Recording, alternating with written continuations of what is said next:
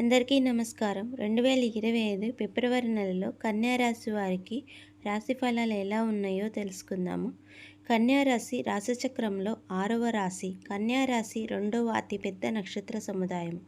ఉత్తరా నక్షత్రం 2, 3, 4 పాదములు, హస్త నక్షత్రం 4 పాదములు, చిత్తా నక్షత్రం 1, 2 పాదముల కింద జన్మించిన వ్యక్తులు కన్యా రాశి పరిధిలోకి వస్తారు. ఉద్యోగస్తులకు ఏ విధంగా ఉండబోతుంది?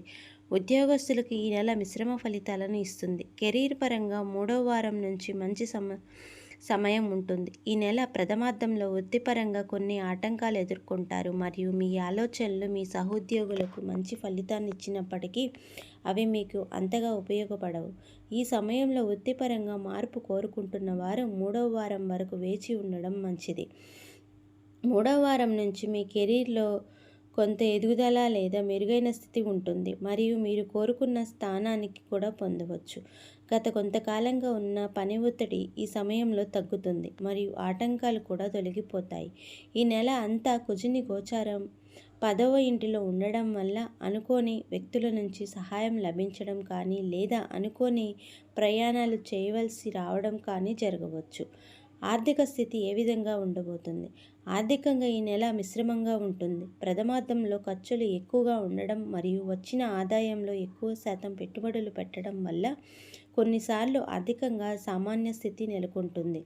అయితే ద్వితీయార్థంలో ఆదాయం పెరగడం వల్ల మీరు వినోదం లేదా కుటుంబ సభ్యుల కొరకు డబ్బును ఖర్చు చేస్తారు. అంతేకాకుండా ఈ సమయంలో మీ పెట్టుబడులపై మంచి రాబడులను చూస్తారు. ఈ నెల అంతా శుక్రుని గోచారం అనుకూలంగా ఉంటుంది కాబట్టి ఒకవేళ మీరు ఏదైనా పెండింగ్ లేదా ఆర్థిక సహాయం కొరకు వేచి ఉన్నట్లయితే ఈ నెలలో మీరు దానిని పొందుతారు. ఆరోగ్యపరంగా ఏ విధంగా ఉండబోతుంది?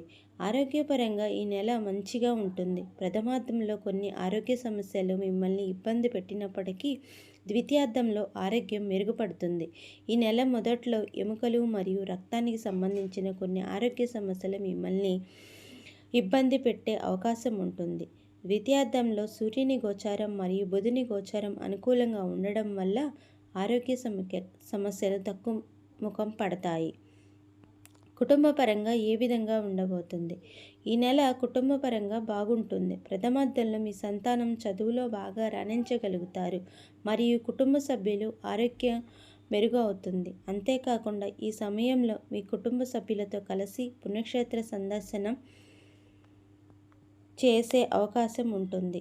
ఈ నెలలో మీ జీవిత భాగస్వామికి ఉద్యోగంలో అభివృద్ధి సాధ్యమవుతుంది. అంతేకాకుండా వారికి ఈ నెలలో ఆర్థికంగా అనుకూలంగా ఉండడం మరియు రావాల్సిన డబ్బులు తిరిగి రావడం జరుగుతుంది.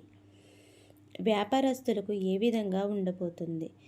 వ్యాపారస్తులకు ఈ నెల బిజినెస్ పరంగా మంచి ఫలితాలు వస్తాయి.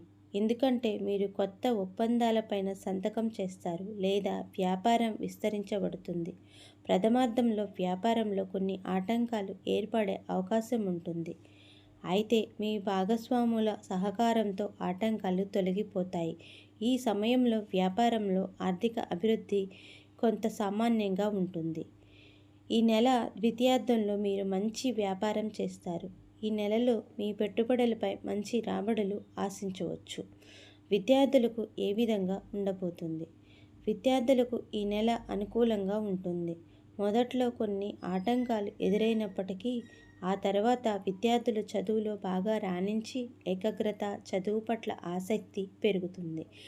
వీరు తమ చదువు మరియు పరీక్షల్లో ఆశించిన ఫలితాలను పొందుతారు. అంతేకాకుండా ఈ నెలలో విదేశాల్లో లేదా దూర ప్రాంతాల్లో ఉన్నత విద్య కొరకై ప్రయత్నిస్తున్న వారికి అనుకూల ఫలితాలు లభిస్తాయి.